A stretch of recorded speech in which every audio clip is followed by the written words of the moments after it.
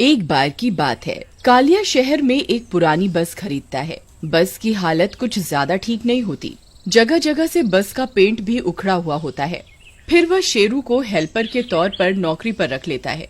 पहले दिन कालिया बस चलाकर बस डिपो पर पहुंचता है, जहां पहले से कुछ बसें खड़ी होती हैं। वो भी अपनी बस को वहां लगा देता है। अरे आओ आओ आओ, दिल्ली टू मनाली चलत चलत चलत, जल्दी आ पहले और खिड़की वाली सीट पाओ। आओ आओ जल्दी जल्दी आ दिल्ली टू मनाली। लेकिन उसकी बस की हालत कुछ ठीक नहीं होती। उसकी बस पुरानी होने की वजह से ज्यादा सवारियां उसकी बस में कोई दिलचस्पी नहीं लेती और दूसरी बस में चढ़ जाती हैं। उस दिन कालिया की बस में सिर्फ 5 सवारियां ही चढ़ती हैं। अरे उस्ताद, अगर इन 5 सवारियों को मनाली लेकर गए तो पल्ले से डीजल के पैसे लगाने होंगे। इतनी कम सवारियों में कोई फायदा नहीं होने वाला। तुम सही कहते हो, इन सबको बस से उतार दो, बोल दो बस कहीं नहीं जा रही। फिर शेरू सभी सवारियों को बस से नीचे उतारने लगता है। चलो चलो चलो, ये बस कहीं नहीं जा रही, चलो पतली गली से निकलना, चलो चलो। अरे बड़ा बदतमीज बस वाला है, पहले तो इस खटारा बस में बैठा लिया और अब उतार रहा है। इस तरह अगले दिन भी उसकी बस में सिर्फ 4 सवारियां ही बैठती हैं। वह उन्हें भी उतार देता है। उस्ताद जी, इस तरह तो हम बर्बाद हो जाएंगे, हमें कुछ न कुछ उपाय करना ही होगा। मेरे पास एक तरकीब है। फिर अगले दिन शेरू एक गांव की सुंदर लड़की को अपने साथ ले आता है और उसे बस कंडक्टर बना देता है। आओ आओ दिल्ली टू मनाली, जल्दी जल्दी आओ, पहले आओ और पहले खिड़की की सीट पाओ। इतनी सुंदर कंडक्टर को देखकर सब सवारियां दूसरी बस से उतरकर कालिया की बस की ओर आ जाती हैं। अब उसकी बस पूरी तरह से भर जाती है। अरे वाह वाह शेरू, तेरी तरकीब तो काम कर गई भाई, आज तो मजा ही आ गया। अजी सुनिए, आपके बगल वाली सीट की टिकट कितने की है जी? जी आप यहाँ नहीं बैठ सकते, ये सीट रिजर्व है, यहाँ सिर्फ कंडक्टर ही बैठ सकता है। अरे हट पीछे। अरे सुनो, मुझसे ज्यादा पैसे ले लो और मुझे यहाँ अपने साथ बैठने दो ना। है? अरे ओ बूढ़े बाबा, चलो चलो चुपचाप पीछे जाकर बैठो, यहाँ कोई नहीं बैठेगा। फिर सब सवारियां बैठ जाती हैं और बस मनाली के लिए निकल जाती है। सब लोग बार बार सुमन को ही देखते रहते हैं। उसी बस में 3 बदमाश भी होते हैं। अरे रानी, जरा यहाँ हमारे साथ आकर बैठ जाओ, वहाँ अकेले अकेले बोर हो गई होगी। सुमन उनकी बातों को नजरअंदाज कर देती है, लेकिन वे बदमाश सुमन को लगातार तंग करते रहते हैं। फिर ये सब देखकर शेरू वहाँ आता है। अरे भाई साहब, आपको क्या तकलीफ है? कब से उस बेचारी को परेशान किए जा रहे हो?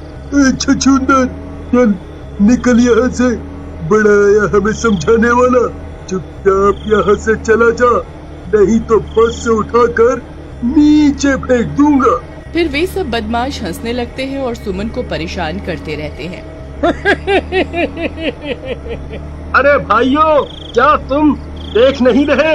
ये बदमाश मिलकर एक लड़की को तंग कर रहे हैं। क्या आप में से कोई इन्हें कुछ नहीं बोलेगा?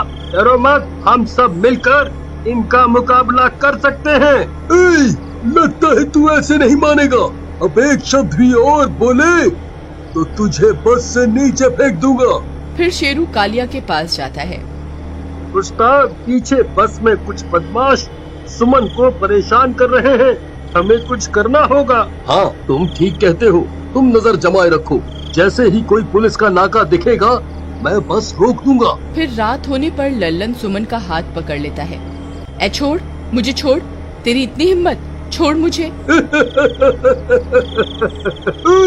मेरी राम प्यारी, आखिर भागकर कहाँ जाओगी? फिर खींचातानी में सुमन का संतुलन बिगड़ जाता है और वो बस से नीचे गिर जाती है। ये देखकर वह बदमाश घबरा जाते हैं। फिर एक आदमी इस घटना की जानकारी देने के लिए कालिया के पास जाता है। अरे भाई साहब, बस रोको, अनर्थ हो गया, वो कंडक्टर लड़की बस से नीचे गिर गई। ये सुनते ही कालिया बस रोक देता है।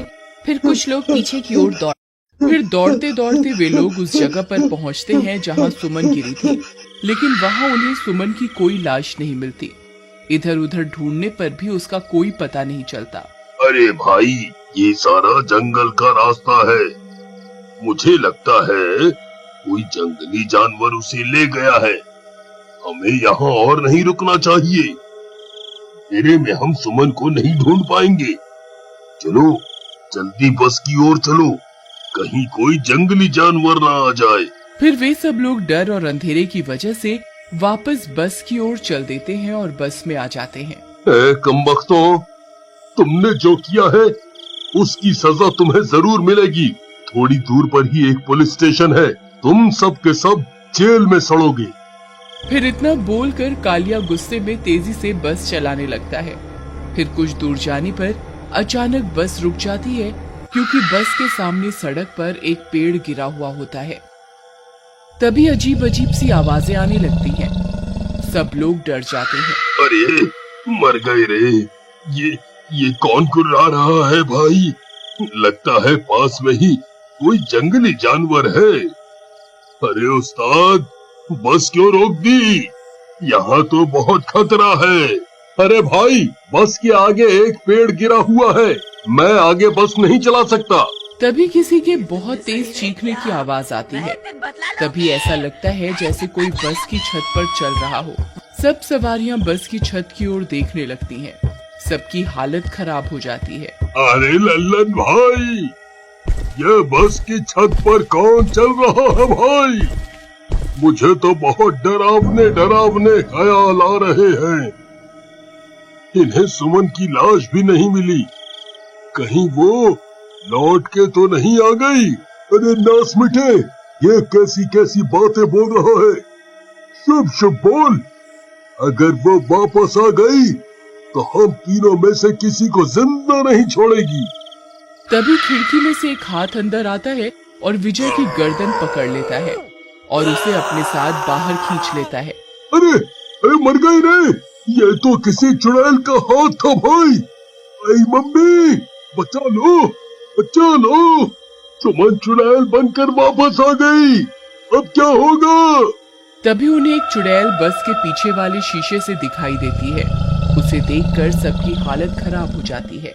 अरे लल्लन भाई, विजय तो गया, अब अगला नंबर हमारा ही है। ये हमारे लिए ही आई है। तभी खिड़की में से एक हाथ अंदर आता है, को भी बस से बाहर खींच लेती है।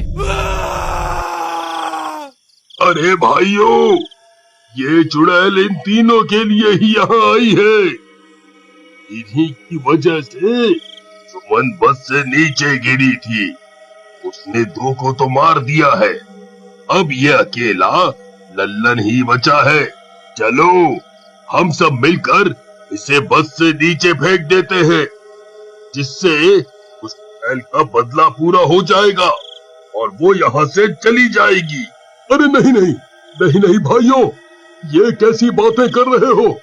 मेरे साथ ऐसा मत करो। शेरू भाई, मुझे बचा लो। तुम तो सुमन को जानते थे ना, उसे बोलो कि मुझे माफ कर दे। मैं हाथ जोड़कर उससे माफी मांगता हूँ। तुम इसी के लायक हो, मैं तुम्हारी कोई मदद नहीं कर सकता। तभी वह चुड़ैल जोर जोर से गुर्राने लगती है। फिर चुड़ैल लल्लन को भी बस से बाहर खींच लेती है और बस की छत पर ले जाती है। अरे सुमन, मुझे माफ कर दो, मेरे से गलती हो गई। आज के बाद मैं किसी लड़के के साथ बदतमीजी नहीं करूंगा, मुझे छोड़ दो। फिर वह चुड़ैल लल्लन का सिर उसके धड़ से अलग कर देती है और जोर जोर से चीखने लगती है। उसकी चीखें सुनकर बस में बैठा हर शख्स कांप उठता है। फिर उसे मारने के बाद वो खिड़की से झांक कर अपने अगले शिकार की तलाश करने लगती है। देखो सुमन, हम सबसे बहुत बड़ी गलती हो गई। हम सब चुप रहे, किसी ने भी तुम्हारे लिए आवाज नहीं उठाई। हम सब तुमसे हाथ जोड़कर माफी मांगते हैं, हमें माफ कर दो। उस बस में कुछ बच्चे भी होते हैं। उन्हें देखकर वह शांत हो जाती है। ठीक है, मेरा बदला पूरा हो गया। मेरी लाश तुम्हें पीछे झाड़ियों में पड़ी हुई मिलेगी, उसका अंतिम संस्कार कर देना। फिर शेरू और कालिया मिलकर उसकी लाश का अंतिम संस्कार कर